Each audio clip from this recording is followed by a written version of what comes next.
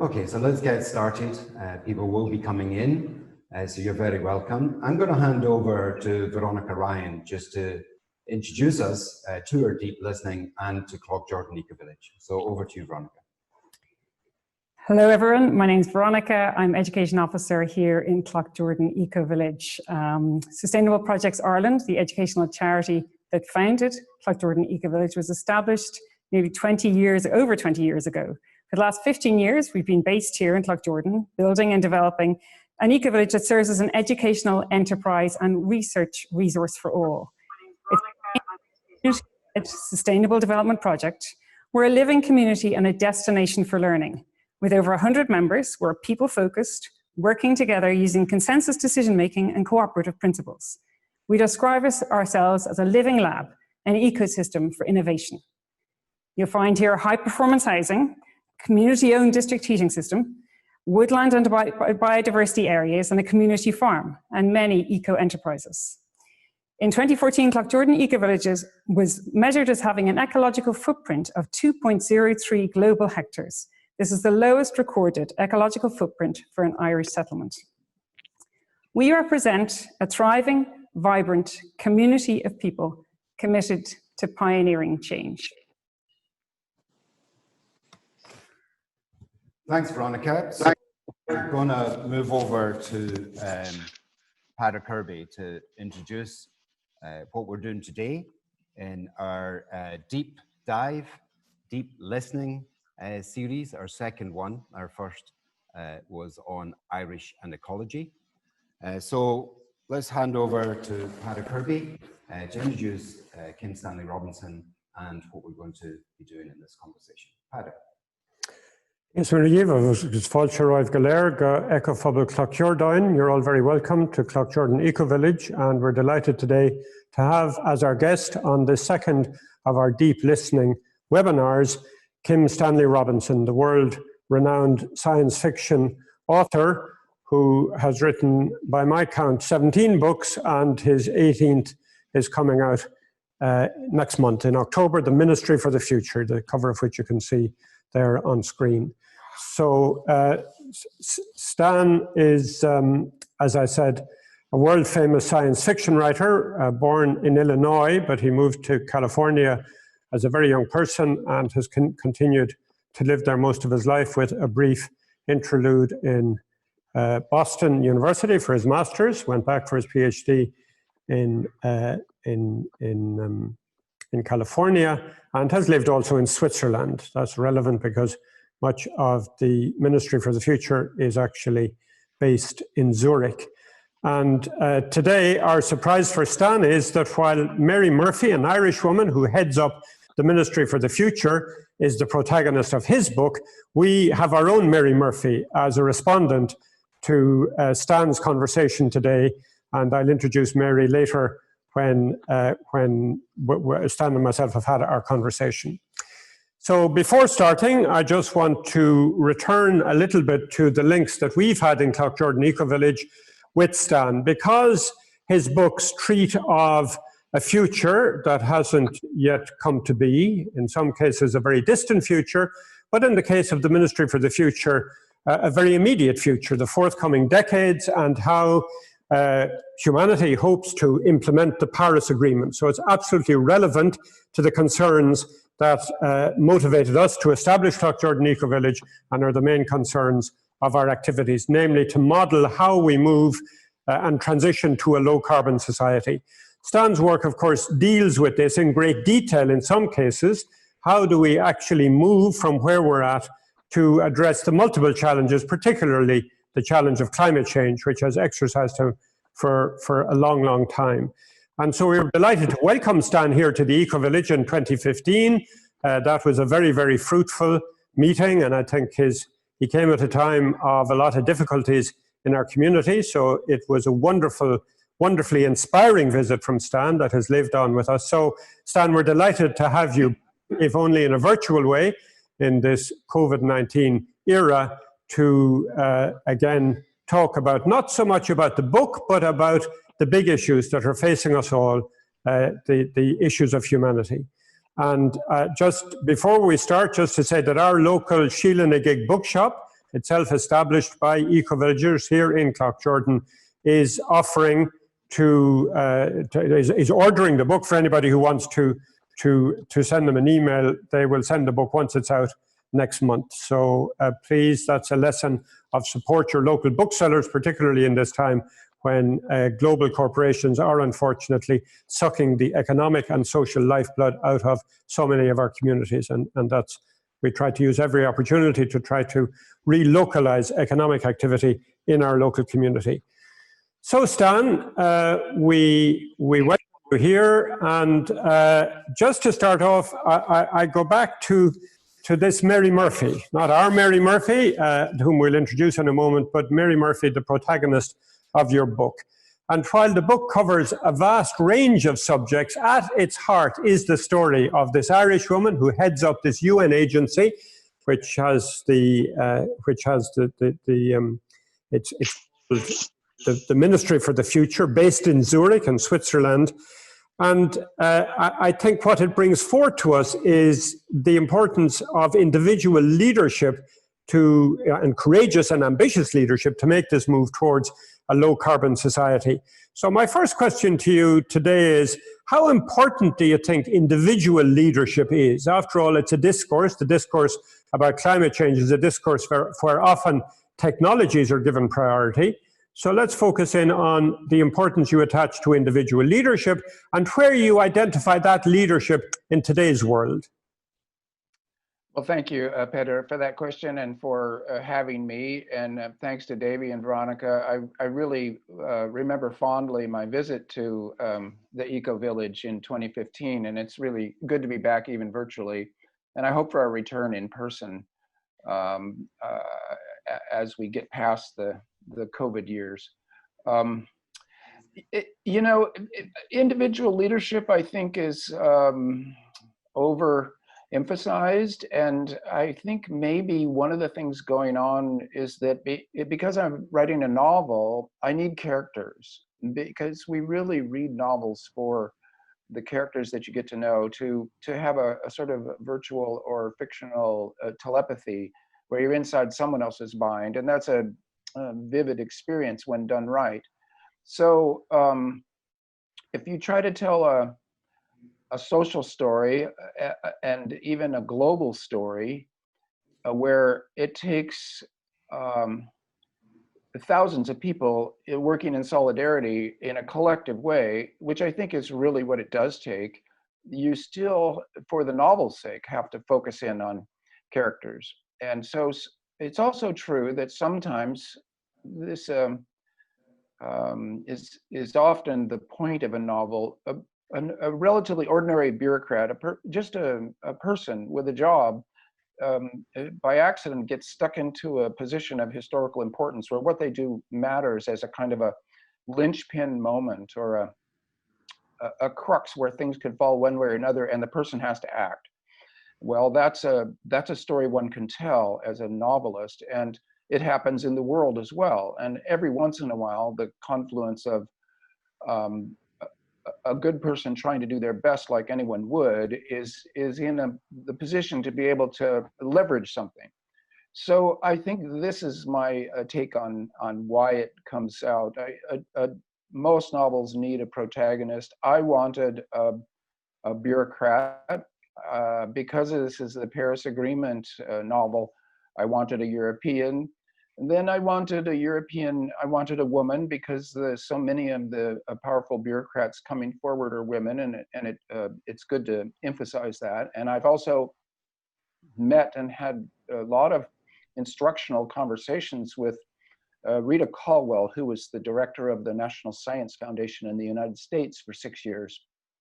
She taught me a lot, and I've used this kind of character before in my Washington, D.C. trilogy. So then, to tell you the truth, I wanted also someone whose language was English, so I didn't have to pretend that I was translating, and yet I didn't want an English woman. And my mom's parents, their parents came from Ireland, and I am an admirer of Mary Robinson, and we share the same last name. I've taken an interest. So I spiraled in to this Mary Murphy character. And I'm thinking also of Christine Lagrange or Angela Merkel, European women who are in positions of power, but I don't think that they are extraordinary people. Maybe they're exemplary people. They're doing the right thing in the right spot, and they are ambitious and obviously strong-willed and capable. But I don't think it takes anything extraordinary. It's just people like us getting into positions where they can do the right thing at the right time. And do you see this leadership, the sort of courageous and ambitious leadership that in your book Mary Murphy does offer, it seems to me, do you see this replicated in today's world? Well, yes, to a certain extent, those women whom I mentioned and leaders all over the world, and I'm particularly impressed by the writing of and the institutionalizing of the Paris Agreement. To me, this is one of the more amazing events. It will be in all the world history books written centuries from now, assuming they do that then. It was really important. It's possible that it may turn out to be something like the League of Nations and in the end look like a failure of sorts. But the fact that it got written at all was a cohort of international diplomats. So they talk about the bureaucracy. Well, okay, but maybe the technocracy is another word that one can use, because often people have scientific or technical expertise that is brought to bear in various legislative capacities, or they're working for government. So bureaucrats, technocrats, and also diplomats who are in the foreign services of their various countries. They're all working for government and for science in a way. They have an expertise. They gathered together and 178 nations signed on to this Paris Agreement, which to get it passed began weak and small. And there are problems with it that my book explores, whether it will get implemented or not, etc. Nevertheless, the actual writing of the agreement, which is worth reading in full, it's quite impressive. It worked very hard on establishing climate justice, climate equity, questions of equity across the international world, between the developed world and the developing world, between the empires and the ex-empires and the countries that were exploited. So it's actually a stupendously impressive document, and we're supporting. That's of course very much up in the air as a political and a practical question as to whether we'll act on it well. However, these were leaders. So I think there's a bit of I mean, it's certainly true in my country, there's a bit of a soap opera going on at the top, because we do focus on characters like in novels. There's an overemphasis on the national leadership as such, as in our country in particular, a bad soap opera, boring and repetitive, melodramatic, and disguising the truth of the situation in terms of the real work getting done and the real work that needs to get done. So that class of leadership, I tend to look under to the what you might call a civil service, to the people doing the real work and advising. By and large, they are the ones telling the political leaders who get all the headlines and all of the TV time what to think and what to say, how to, or at least how to craft what they believe into viable actions. It can go wrong, and the United States right now is a spectacular example of it going wrong, but that's all the more reason to focus in on where the real work is getting done. Very interesting. Now, just to move on to, I suppose, some of the aspects of the book that for us in Cloughjordan Ecovillage stand out very strongly, it is the community-based initiatives that loom very large. So you mentioned permaculture, you mentioned biochar, regenerative agriculture, garden cities, cooperatives, particularly Mondragon. I was delighted to see Mondragon playing a certain starring role, habitat corridors, rewilding. I mean, wonderful ideas, the ideas that we often talk about and try to implement in so many ways, in the ways in which we tend our 67 acres here in the Ecovillage. So in the bigger picture of moving to a low carbon society, of addressing the really grave and urgent issue of biodiversity loss, just how important are these community-based initiatives in your view? Well, I think they're crucial. And what's extremely important about them is that they're actionable now, that ordinary people who have not joined the civil service or gotten into politics can do real work on establishing and making them happen now. And also the decarbonization of our technologies and of our atmosphere, which is going to be the big project of this century, is an all hands on deck type situation where there's no one thing we can do that will solve the problem outright. Take, for example, reforestation. We've burned millions of years of forests into the atmosphere. So if we were to, as a hypothetical example, reforest the entire surface of the earth, that would not draw down enough carbon in itself to mitigate the carbon that we've burned in these last 2 centuries. No one solution will work, and therefore all of them are worth pursuing, and many of them are local and community-based. Linking up of habitat corridors, protecting the wild animals that are in your specific region. It helps to have top-down instructions, regulations, laws, and financial aid to enact these projects. But the truth is that it's not illegal to protect animals now, and all of these things are actionable now. They're legal. They oftentimes aren't even stupendously expensive, but they are expensive in the sense that there are always costs to the benefits that you get. And so there needs to be top-down understanding and financial compensation for the real work being done in communities. So I guess in my novel and in my thinking in general, I always like to emphasize both the bottom up, the community work, the things you can really do in your local region right now they're all well and good, but we need to change the top 2. And that also is a bottom up effort that needs solidarity from people that you don't have control over the way you have control over your local environment. But it is crucial that we change the working financial rules of the world also, along with the local efforts. So that issue of buy-in, I mean, we really need buy-in by humanity as a whole, and that's one of the big blockages that so few people seem really to understand the gravity of what we're facing and the radical nature of the steps that we have to take at all levels in our societies, our economies, our value systems, etc.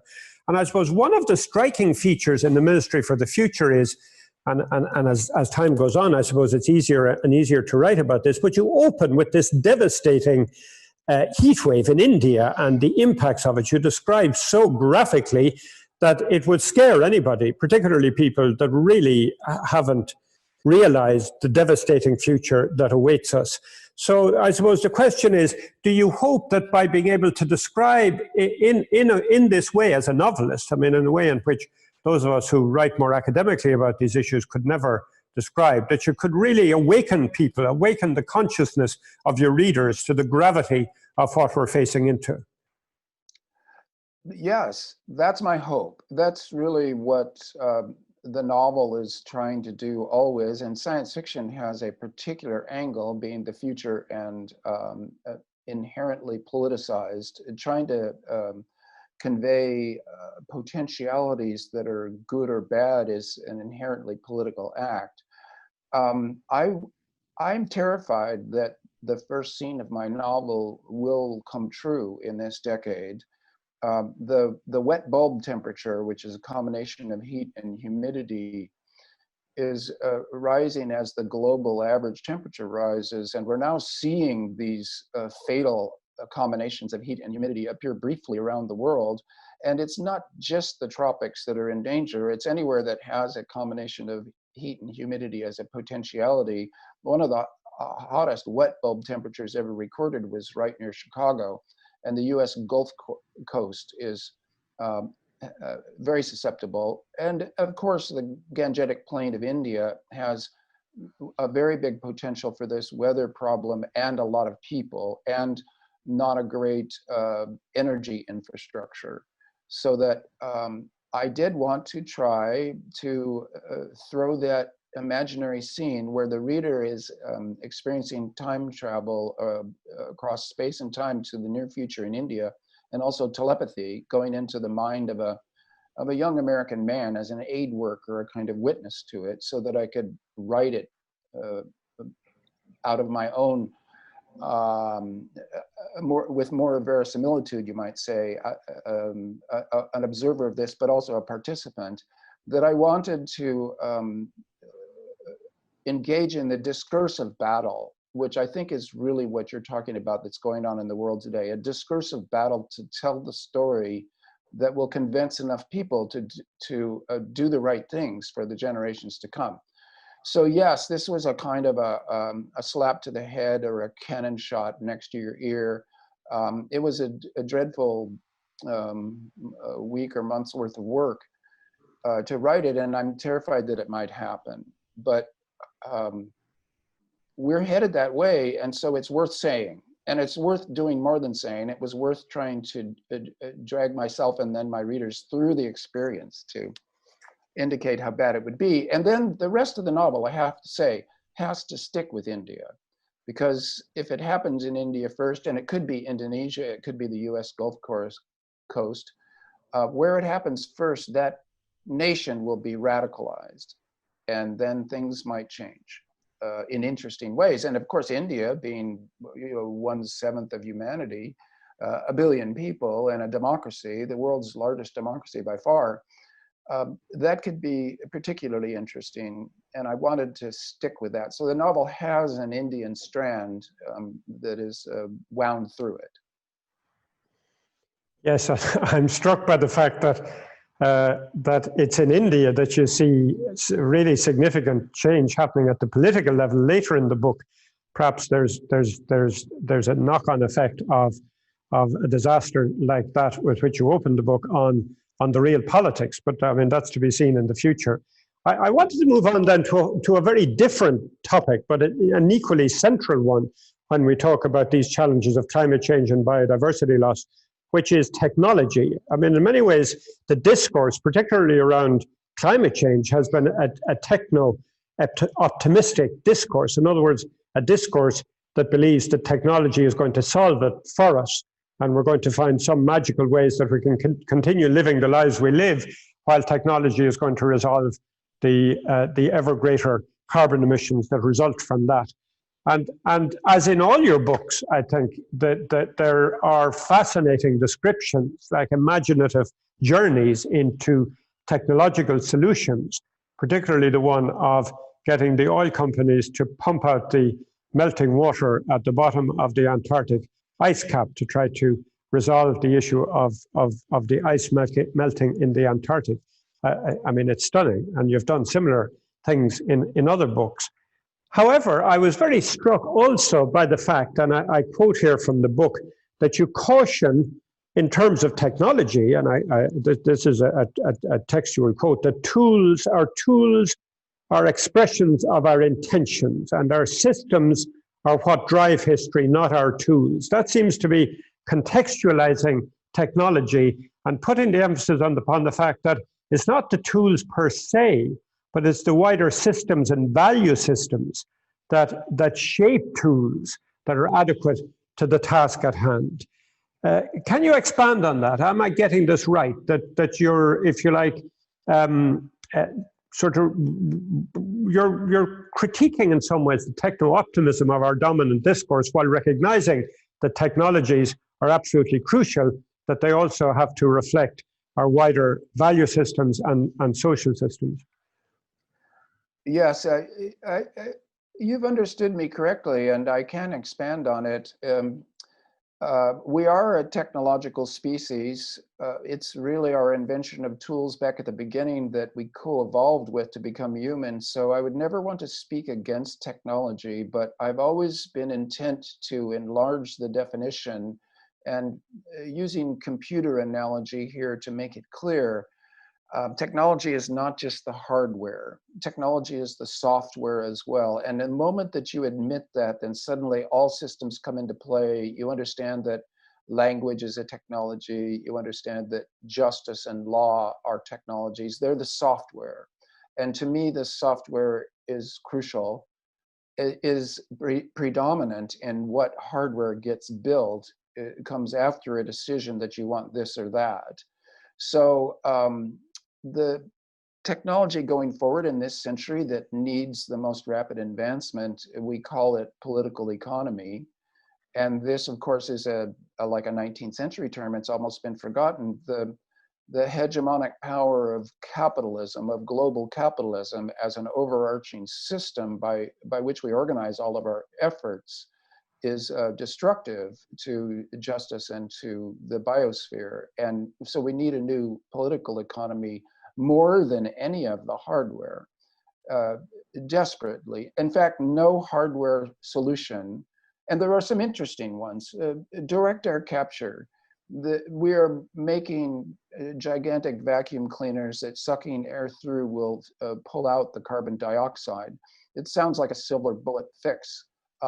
And it is, if it were the only thing employed, it would be, it wouldn't work.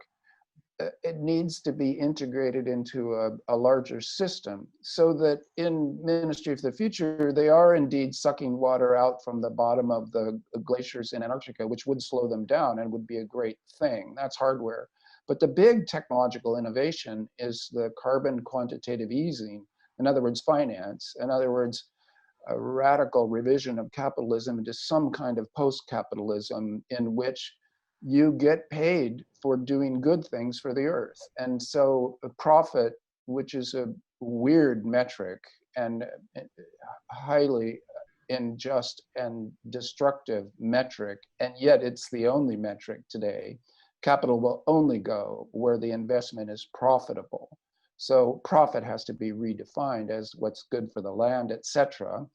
And we do have this example of quantitative easing. The central banks created millions, trillions of dollars, maybe $15 trillion from scratch to get us out of the mini depression of 2008.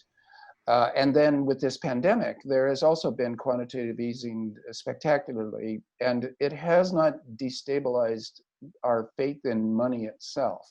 So this is not my idea, but I've been following some economists who've been suggesting it, of quantitative easing that doesn't just get given to the private banks for them to loan in their usual way, but gets spent first in a Green New Deal type directed governmental spending for biosphere projects, for the kind of things that you're already doing in your eco-village, but on a much vaster scale, and getting recompensed for it outside of the ordinary profit system.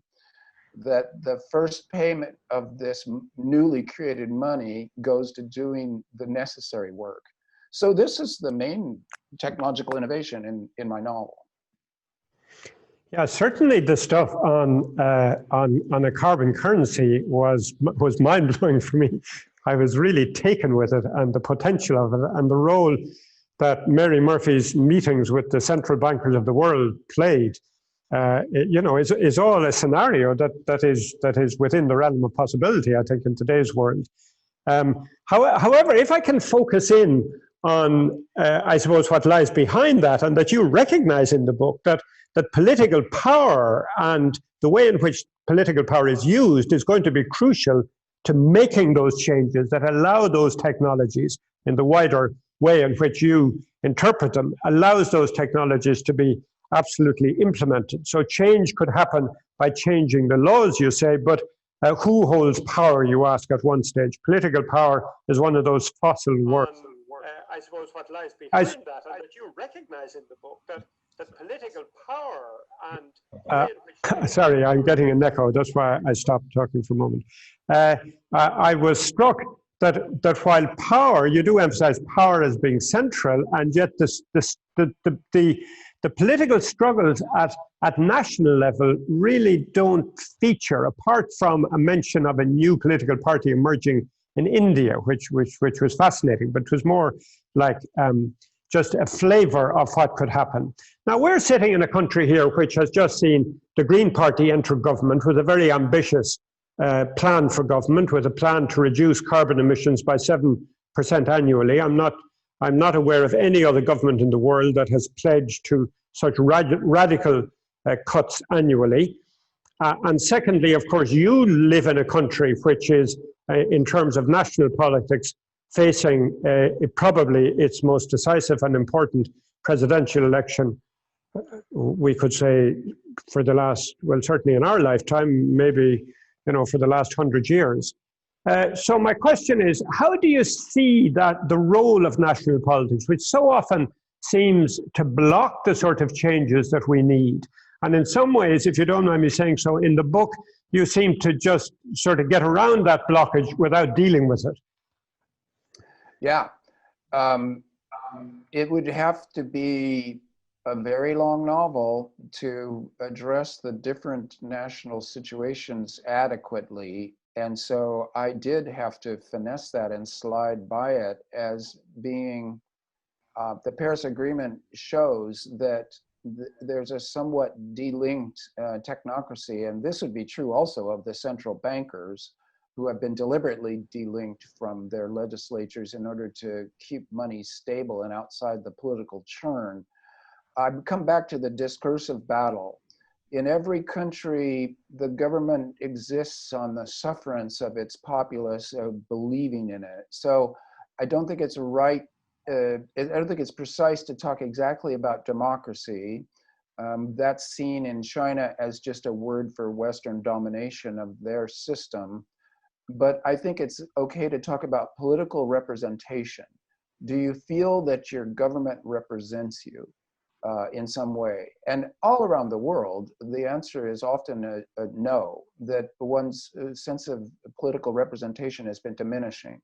So you see Brexit, you see in the European Union that the national governments have to then also coordinate with this this regional international government that's the European Union, so one feels less politically represented, perhaps. I'm just guessing, I'm not from there. In America, the amount of money that can be thrown in by vested interests, the oil industries, the rich, the extractive industries, the people in favor of the status quo of capitalism, they can throw in so much money into campaigning, an unlimited amount, that they can, to a certain extent, win the discursive battle. But, and in other countries, in China, you have to look at a very granular level to see that the China's Communist Party is only 100 million out of 1.4 billion people. They're riding a tiger. They need the populace to support them, and therefore they try to create the sense of political representation, which at the neighborhood level, at the level that you are working at the Ecovillage, in China can be quite extensive. So in every country, it's a different situation. And here's my point here. You need a working majority. You need to win the discursive battle enough to grab enough power in your national governmental system to get done the correct things. That's going to be different in every country, but it's the same ultimately. A working majority is all you need. You're not going to convince everybody. Although at the village level, you can do your government by consensus, you yourself have seen it's awkward. And it's easier if you can get a 51% or 55% or 60% majority and then do things. And that's the case in most political systems as it is. So again, you come back to the importance of the discursive battle. Can you tell the story correctly enough that people out there listening, and of course this implies people are listening and that there is one single discourse space. All of this is not quite true anymore, but it's all you can do is to go out there and convince everybody that you can, that you've got an analysis of the situation that is safest for for the children. And that would be what I would say to anybody from any country, so that if I was in conversation with people in China, I would say roughly the same thing that I just said to you. I think it's the situation everywhere that you need a working majority. You need to convince enough people in the population that their political representation is doing what they want them to do, and then you go forward from there. Before I go on, can I just say I've been asked to apologize for the fact that people who are watching us on YouTube are not seeing Stan directly. They're seeing, I think, me looking at Stan. So apologies about that. We are trying to fix it, and I hope at least you're able to follow the conversation in itself. It's not a beauty competition. So Stan, back to another question, which is a very stark question, I suppose. I was struck by the fact that you describe it in one part of the book, you call it a war for the earth. I suppose those of us who are activists in this space can identify with that. It is a war. It is a war in the sense that we are trying to save the planet and save the conditions on the planet that allow human civilization to flourish. You talk about a war against the carbon oligarchy, which identifies who the enemy is. And I love the term carbon oligarchy. In my view, it's a very, very useful term. I think I'll be using it. Do you really see us as being at war, Stan? Well, we do have the concept of the Cold War from the post-war period. And the Cold War always was flaring up out on the periphery and turning into a hot war in which people got killed. So I feel that the carbon oligarchy would not hesitate to hire people to commit violence, to hold on to their power over really the world's population. That there's not going to be a moment of enlightenment in which carbon oligarchs realize that they're destroying the biosphere for future generations, and that they will all repent and change their ways. I don't trust that scenario as coming to pass. And so let's put it this way, we're in a fight. It hopefully stays at the political level and at the level of the discursive battle. But if we get, for instance, the heat waves that seem to be coming, if people get desperate enough in their daily lives, we've seen this already around the world. Political violence can be labeled terrorism, or it can be labeled resistance. And it depends which end of the gun you're on. It depends how desperate you are to change your conditions, etc. So it's probably a bit much to, there are characters in my book who think of it as the war for the earth. And I think it's not bad to realize that there are people who are already thinking of it that way, and that they might become more numerous as this conditions get more desperate. It could be that 20% of the habitable surface of the earth becomes uninhabitable. It could be that up to 2 billion of our fellow citizens on this planet may have to move or feel impelled to move. And they'll be moving to places where there isn't room for them. So certainly, I mean, the US Pentagon and their studies of the future dangers, etc., the possibility of it turning into war is all too much in our face. So I guess I would say right now it's just a phrase in the discursive battle. We're in a war for the earth. And let's hope it doesn't become literal in the decades to come. Absolutely, let's hope it. I'm moving away from the book now to an article that you published in the New Yorker, the 1st of May, 2020. The coronavirus is rewriting our imaginations. What felt impossible to become thinkable, the spring of 2020 is suggestive of how much and how quickly we can change as a civilization. So we've moved on, what, 4 or 5 months since that was published. How do you think COVID-19 is going to change the context in which we're trying to make this transition towards a low-carbon society? I'm not sure. It's been a very confusing 6 months. Ever since the moment of the lockdowns in March, I've been stunned at the speed with which things have changed. And I guess what I would hold to from that essay, which I have to say was written in mid-April, is a moment came when science, the scientific community, let's just say science, but it speaks for that community, that network, scientific network of the world, told the governments of the world, we're in radical danger from this pandemic. And I have to insist that the knowledge of the pandemic is a scientific achievement, that no one individual wandering the earth could have told us, oh, there's a pandemic. It could have been misunderstood to be a flu. And in a way it is related to a flu. It's a scientific achievement, as in the awareness of climate change itself. No one individual sees it, but everybody understands that it's real because the scientific community has assembled the data and done the analysis. Then they went to national governments and said, we have these dangers. Well, you could call it an existential danger. It's a physical danger of a mass death, and we therefore have to change. And the whole world changed. So it was a demonstration of what people fundamentally put their faith in terms of who they will trust to act differently.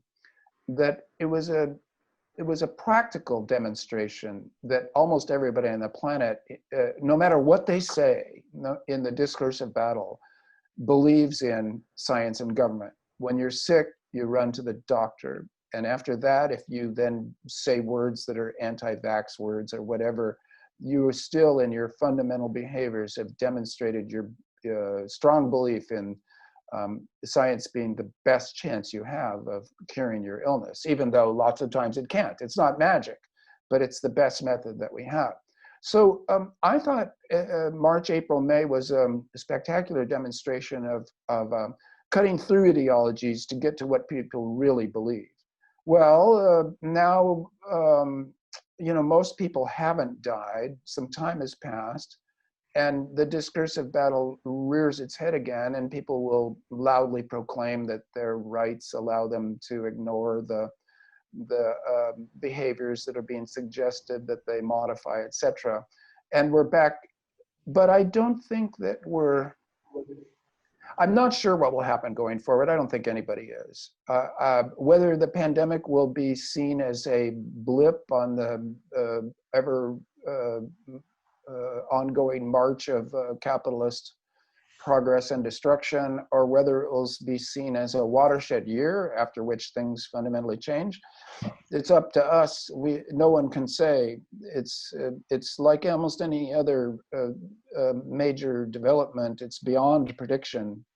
And I certainly want to proclaim that even a science fiction writer knows nothing about the future in terms of predicting what will happen, that no one can do that. And science fiction isn't playing that game. And I don't care to play that game. So we're in the thick of it, but I will hold to that one feeling that March, April, May was a spectacular demonstration of humanity's belief in the power of science, and also in getting along by way of the rule of law and by governments. That was impressive. Mm-hmm. It was impressive, you're dead right. Now we've been speaking for more than half an hour, so we do want to give participants time to come in with their comments and their questions. I just have one quick last question before we open to our respondent and then to our participants. And this is a very personal question to you. I suppose more than most of us, you have examined the future, particularly in writing this book. You've examined the distant future in many other books. Are you hopeful, Stan? Yes, I am hopeful, but let's make it clear that hope is a political position, that it doesn't have to do with analysis or biochemistry. They're involved, but they ultimately aren't the main point. Gramsci picked up an acquaintance's phrase, pessimism of the intellect, optimism of the will. I think pessimism and optimism are irrelevant to our decisions of what we do now, because we're in a desperate, all hands on deck situation. So it doesn't matter what I feel. But hopefulness is, well, I've been saying that, look, it's bacterial. I mean to say it's biological right down to the cellular level. The cell goes out there hoping to run into food, to reproduce, to survive. So life hopes. This is a definition of life itself. So hope is maybe a subtle, I mean to say in the political battle, you've got a party of hope against a party of fear. And fear is so immediate and powerful and also biological that you can use it like a club to beat people and get your working majority in the discursive battle. But hope is permanent. It's just like hunger. It is. It can be. If you are reminded of it, if you remember that you're hopeful, you can do. Proust has this phrase: you can hope without hope, and this is typical Proustian subtlety. But I love it quite a lot. I hope without hope, but I also think that it's a political requirement. It's a sort of moral obligation to be hopeful. And people who say that they aren't hopeful, or people who are pessimistic, this is a form of cynicism and defeatism. It's a giving in to the other side of the battle and a loss of a working majority. So it's never a good thing, no matter what your private analysis of the situation is. A fascinating answer and a fascinating conversation, Stan. Many, many thanks. And I think it's now the time to bring in our Mary Murphy. When we were conceiving of this, we were thinking who would be an ideal respondent.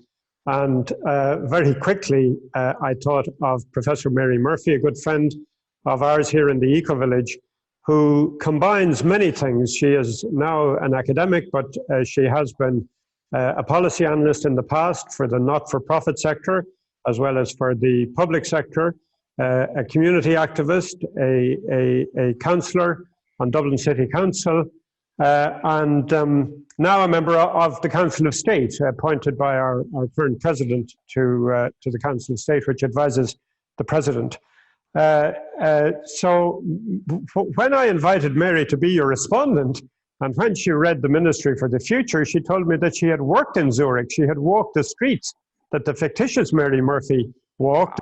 It actually, in one case, I think, slept in the same place as the fictitious Mary Murphy. So I'll introduce Mary, invite her on, thank her for being with us and for her patience, because I wanted to spring this as a surprise on Stan. So Stan, it's my great pleasure to introduce you to Mary Murphy. Hi Stan, thanks Pader, and hello everybody. I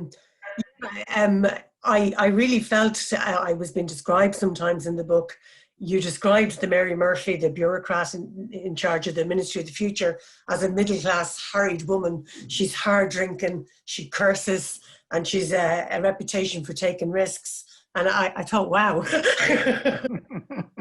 Like me. I actually did work in Candlestick as a chambermaid in a hotel. And I was up at the lake in Otterwinsie and knew the Alpine tunnels and that. So I really enjoyed the book in that sense. But just going back to the conversation that you were just having there, I loved the definition of hope as a political position, and I think it would be very much my own orientation.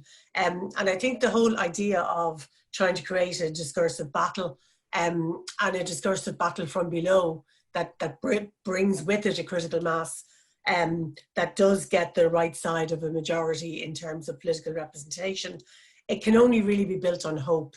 I think what we're seeing in terms of the political mobilization that's built on fear can be very strong and powerful, but it's not necessarily sustainable. And I do think if we're serious about trying to build political communities for a longer term agenda, that's about trying to create the type of society that we're talking about, that it can only be built on hope in terms of what we stand for rather than what we stand against.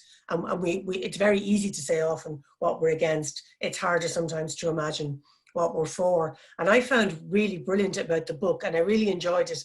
And even though like some of the start of it is very harrowing, the scene that Padder described, I think it's well worth dragging the reader through that in order to look at the longer term scenario that evolves, where you're trying to imagine in the book how a post-capitalist society might come about, what some of the features of it would be in terms of policy, what some of the political dynamics might be, not so much through the political party or political system, but through the dynamics on the ground. I think the democratic changes that would take place. And I know you don't want to use the word democracy, but the role of protest, the role of direct action terrorism even, you know, in terms of structural violence and things like that. I particularly, as a political economist, I particularly liked your critique of economics from the perspective of money and markets, and your awareness of the social construction of money and markets, and the idea that people could take democratic control of new forms of finance and banking, new forms of democratic banking, combining some of the technologies we already have, like blockchain. I think that's really good. And I think linking it to what you were just talking about there in terms of trying to imagine quantitative easing in a different way around carbon reduction and you know, paying people for doing good things for the earth. I think all of that is quite tangible in the now. And to the degree that COVID teaches us that radical change can happen quickly when the need is realized for it, when political leaders feel emboldened by the consensus that there is for that change in society, I would be hopeful that some of the ideas in the book aren't far-fetched in terms of science fiction, but actually are processes that are in the early stages of being evolved and thought about and designed and imagined by a lot of people. I think that there's a real tension in the book in terms of the idea of how you build a community. And you talk at one stage in the book about, do you need a plan B? Like, do you need to have a model for the future and an agenda that you then gather people around? Or you have a lovely expression about, do you need to cross the river by feeling the stones? And I really liked that expression. And there is that tension to, you're trying to show how communities can be mobilized around common hopes and ideas, that kind of discursive battle.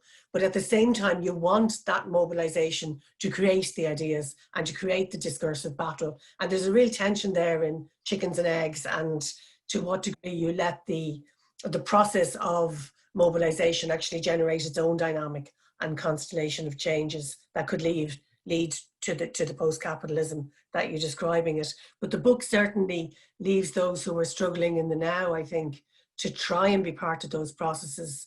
It leaves, I felt very encouraged by it, I must say. I felt at the end of it that there was a sense of that it may not happen in the way you describe it, of course, but that could happen. And it gives you that sense of that, you know, there is a longer term context to what's trying to be done. I'm on the board of Oxfam Ireland, a development non-government organisation, and it recently won a big €1 million prize for using blockchain to get money to people in climate change zones in terms of, you know, disaster zones, hurricanes, flooding, through blockchain, monies directly into their mobile phones. So these kind of things are happening all the time.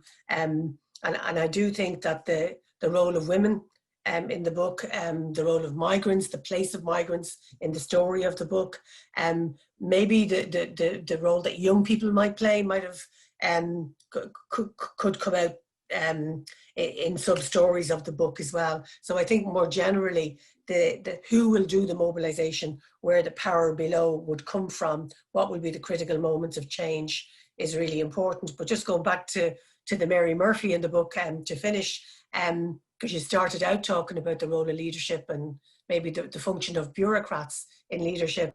And I think COVID-19 is fascinating in terms of what we see about, for example, the role of female leadership in female prime ministers and presidents around the world who are creating a different political discourse and communicating different values about how their nations would respond to COVID-19, putting care, for example, much more clearly at the central of their political response to COVID-19. I'm thinking of Jacinta Ardern in New Zealand as a good example of that.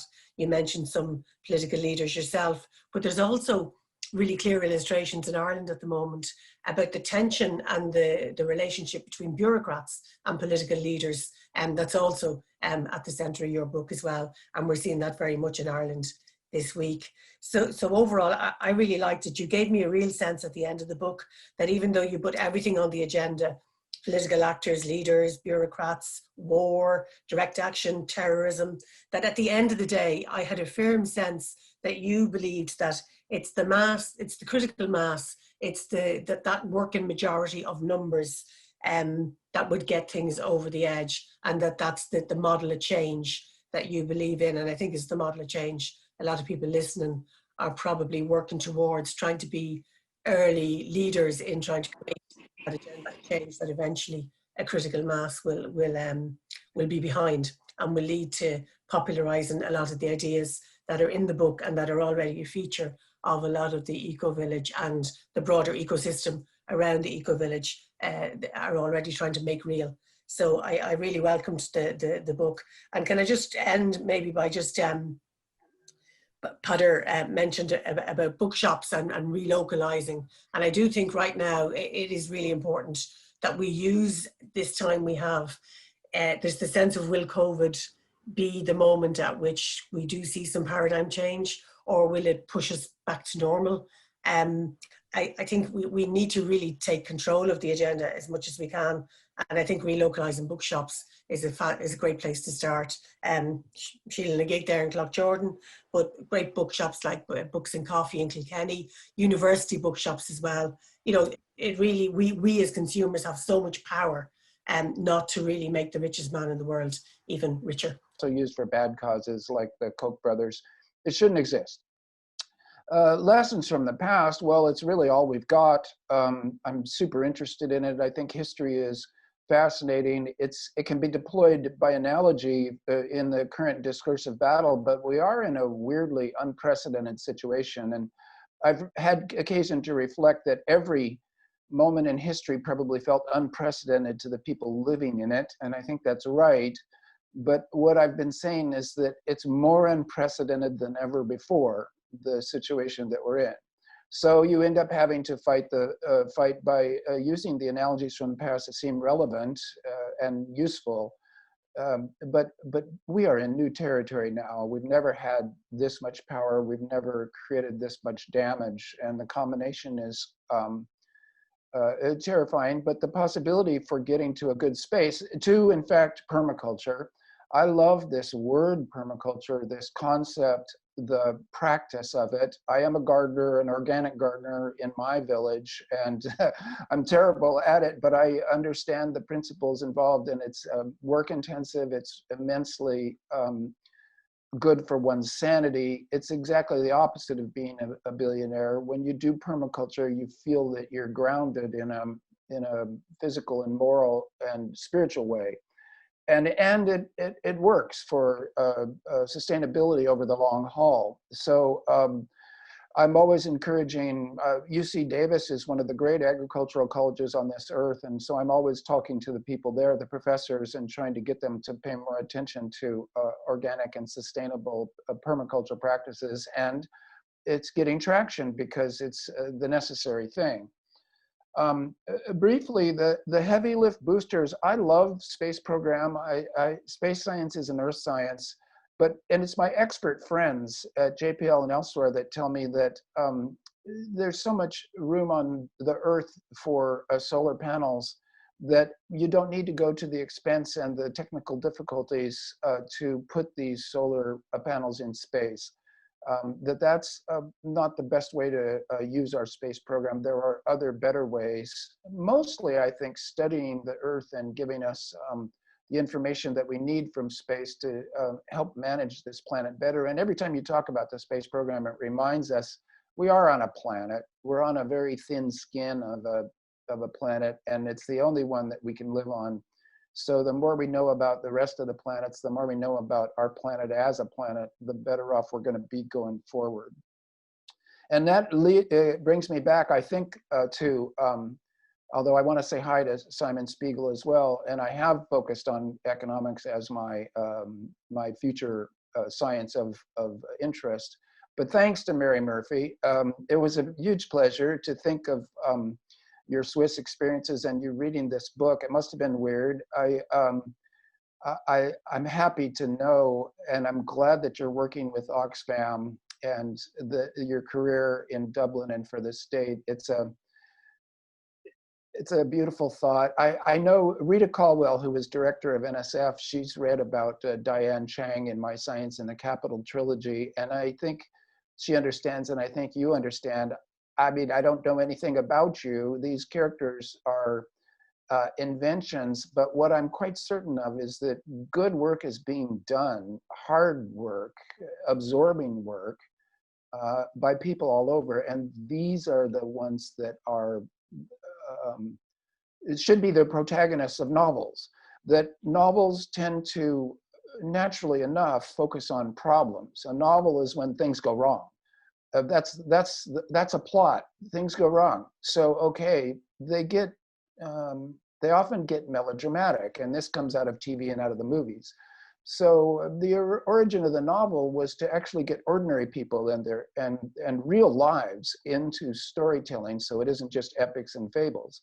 So the novel still does that work, and it just makes me happy to think that there's a Mary Murphy, and there's many other Marys and people doing the good work. And I want to thank you for that, because a lot of this good work is undercompensated and a pain in the ass, and people complain, and it's essentially public service. It's done for other people as a kind of moral obligation. In other words, it feels good because it's good work, and so I want to thank you for that. And actually, that's a more general thanks, but to Mary in particular. I thank Stan, and I'm inviting in Professor Tom Moylan to give some closing reflections. Tom is Glucksmann Professor Emeritus at the University of Limerick, and of course founder of the Rallahine Centre for Utopian Studies. His book, Demand the Impossible, Science Fiction and the Utopian Imagination, has been issued in a second edition. It, I suppose, sums up the way in which he has brought science fiction and utopian studies together. He's a good friend of us in the Ecovillage. He has taught courses to students from the University of Limerick here in the Ecovillage on utopian communities. And his forthcoming book, due to be published in November, Becoming Utopian, the Culture and Politics of Radical Transformation, which we really look forward to. So Tom, I'm delighted to invite you to offer final reflections on our webinar. Thank you, Peter, and thank you, Davey, for organizing this. Stan, it's great to see you again, and it's great to be with this group. Once more, we're at the work, the real work, as Gary Snyder calls it. I guess I want to simply start by saying thank you again to you, Stan, for the work that you have done in the past and the work that you continue to do. I first knew you as a science fiction writer and saw you grow, not grow, but fulfill further into being a political thinker. And I, have written this about you, that you are one of our public intellectuals. Noam Chomsky complained a long time ago that we don't have enough of them, and we don't. But you are a global public intellectual, and I would add a utopian public intellectual, or a utopian intellectual, not in the wrong sense of utopia that most people get, but the sense of it being a robustly radical way of understanding the present in terms of a future that may or may not happen. What's important to stress is that you work in the medium of science fiction. And you've talked about that, other people have talked about that in the discussion. And science fiction is a way, as you will show us in all your books, but especially maybe in Ministry, of cognitively mapping the present. There's a lot said about realism, there's a lot said about empiricism, there's a lot said about looking at how things are in a commonsensical way. And The trouble with empirical realism, or capitalist realism, as Mark Fisher calls it, is that it only sees the tree and doesn't see the forest. Science fiction has a way of looking at the totality, and you certainly do that in large scope and in small scope. You see the problems of the world we live in, and you see the possibilities, or what Ernst Bloch would call the tendencies and the latencies of what could happen. And it's important to stress that this is not something about a future that may one day happen. This is about the present that we're living and struggling in. And you're tracing out possibilities for how we may go forward. And what a book like Ministry does, as all your book is offer another weapon of criticism, as Norman Rudich put it a long time ago, I really liked your term, discursive battle. And I've said this to you, Ministry to me, Ministry is a compendium for our time. It's essays, it's scientific analyses, it's economic analyses, and it's very important, rich, personal narration.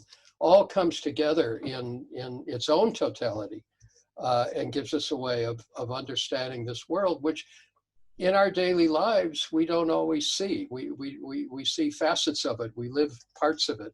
The great thing about a science fictional imagination is that it can open us up to a bigger sense of that situation.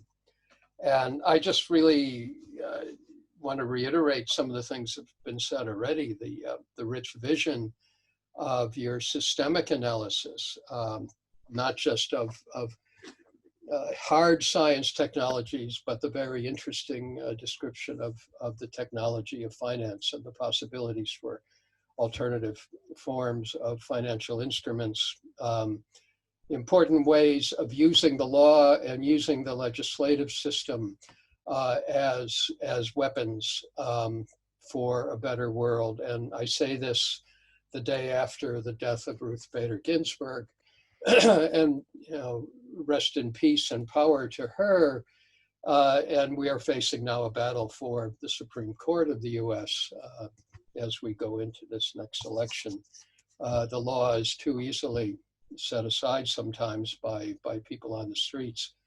And that leads me to the next part, the political vision, the way you connect the bottom up and the top down, the way your total vision includes both. We have to have people on the street. We have to have radical change inside of ourselves, inside of our own lives. And that's what I've been writing about in Becoming Utopian, how the individual break happens to make us truly radical, not in the way that popular media deals with that term, but in the way the great American tradition of radicalism dealt with it.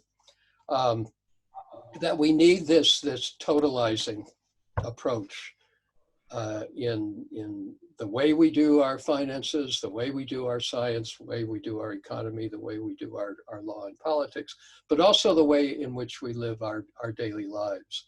And that leads me to your very important sense of nature.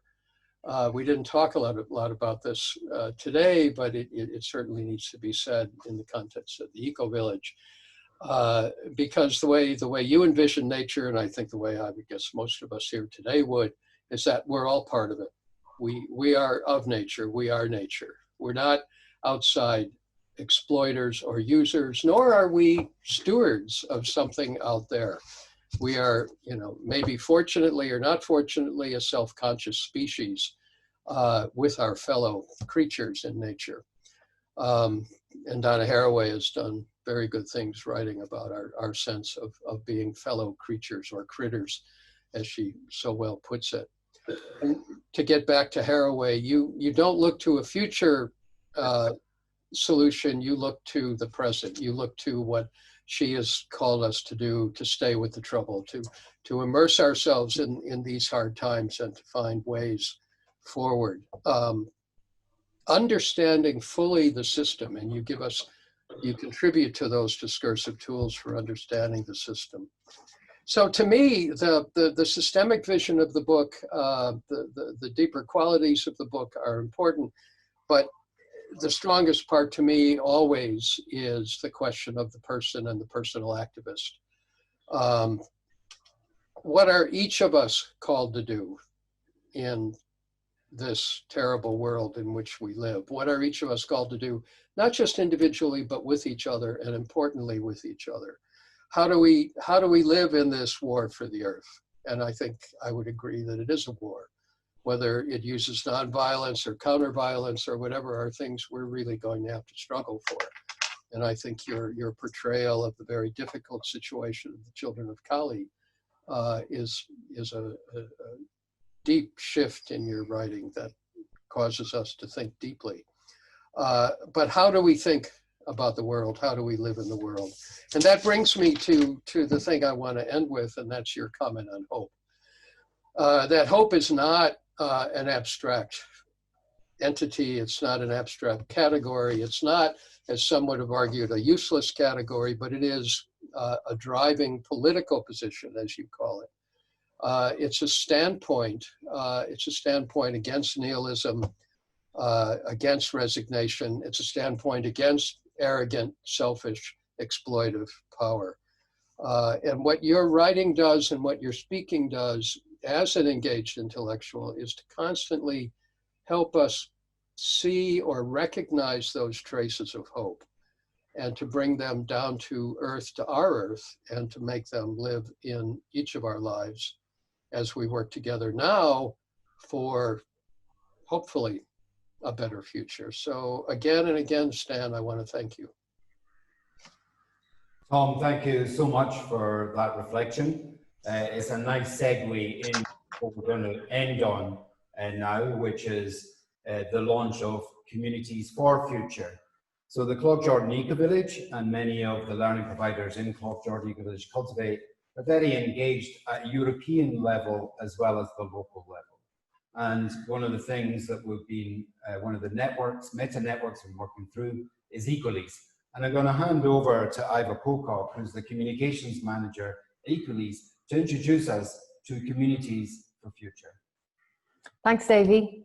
Hello, everybody. Yeah, so just to, I suppose today is the European Day of Sustainable Communities, which is one of the flagship initiatives of Equalise. Equalise is the European network, it's quite a mouthful, the European network for community-led initiatives on climate change and sustainability.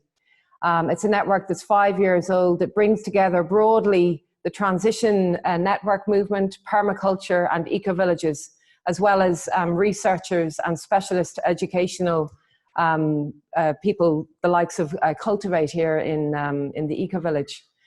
And so today we're marking not just the European Day of Sustainable Communities, which this year is happening I think in about 17 countries across Europe. Last year it happened in 27 countries.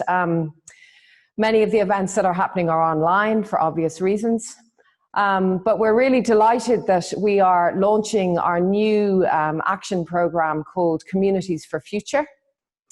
Communities for Future, the idea, I suppose, emerged a year ago, very much around the time of the real impact of Fridays for Future and Greta Thunberg, and a meeting that we had in Brussels, and one of our council members, a young German woman, had come up with this idea, Communities for Future.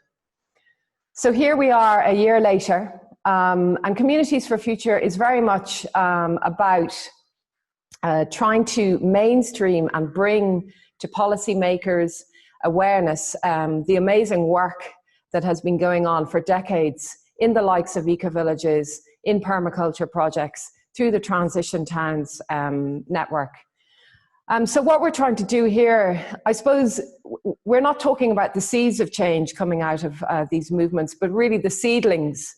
That was the analogy that we came up with, that these initiatives have been going for so many years now that we really do have many of the answers that we need, obviously in conjunction with radical change from the top level in terms of economics and finance.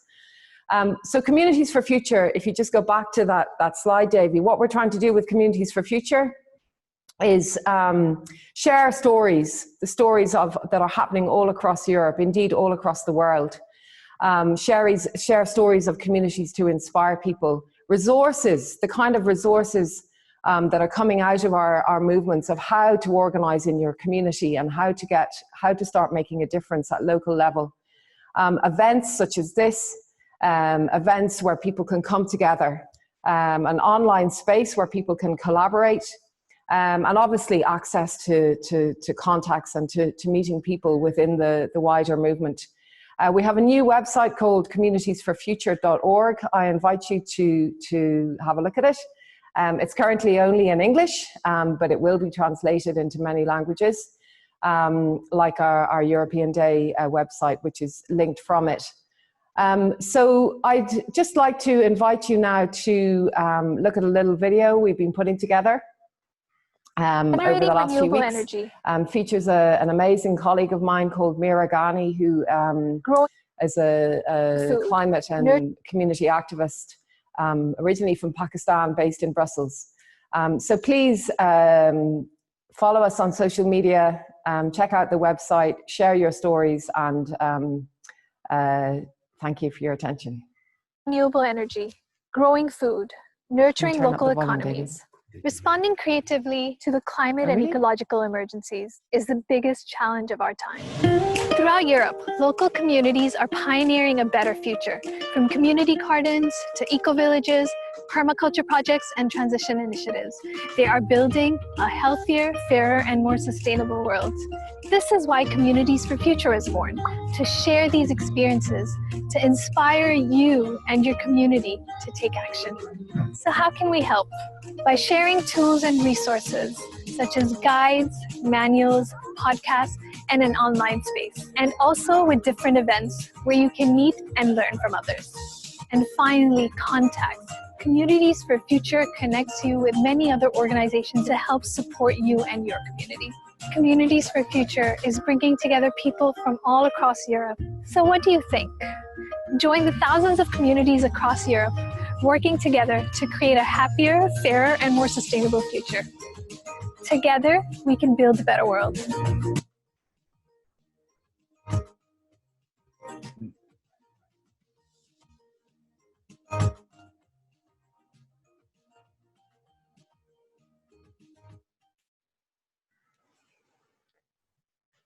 So that was Mira. It was filmed just a couple of weeks ago in one of my favorite community initiatives. It's called Champs d'Écailles, the fields of the I've forgotten which bird it is actually in French. It's in Brussels, and it's the most incredible place. It's a community farm right in the heart of Brussels. So please follow us, Communities for Future. Thank you. Davey. Brilliant, Iva. So that brings us to an end there. We have reflected a little on the work of Kim Stanley Robinson, especially his views on how we address the urgency of the ecological and climate emergency that we face. It was a lovely conversation, and thanks for your insights in the chat, everyone. Thanks for coming. Pader and Stan, thank you so much. That was really insightful. Mary, your reflection then I thought brought a lot more to it, and it's a great little connection to the character in the book and yourself. And Tom Moylan, again, you've been a good friend to us here in the Ecovillage, looking at how we interpret that utopian framework, and thanks for the work that you do. So before we close, I just want to really thank again Kim Stanley Robinson. We get to call him Stan, as he's become a good friend and a visitor here. He's even stayed with us. So Stan, we wish you the very best with the new publication and managing over the next month in your home country. I'm sure it's difficult. Our sympathies are with you, our strength. Yeah. So thank you, and thank you all. Thank you, Stan. Thank you, Pader, Mary, Tom, Iva. Do check out the Communities of Future. do check out the Ecovillage that Veronica introduced earlier, thevillage.ie, and make sure that you order. The book is due out in October, this next month. Order from your independent bookshops or Sheila Gig, our bookshop in Cloughjordan. So with that, I'd just like to, again, just say thank you, tune in, come and visit when it's safe, and keep doing what you are doing. Thank you so much. Thank you. Thanks, Tom.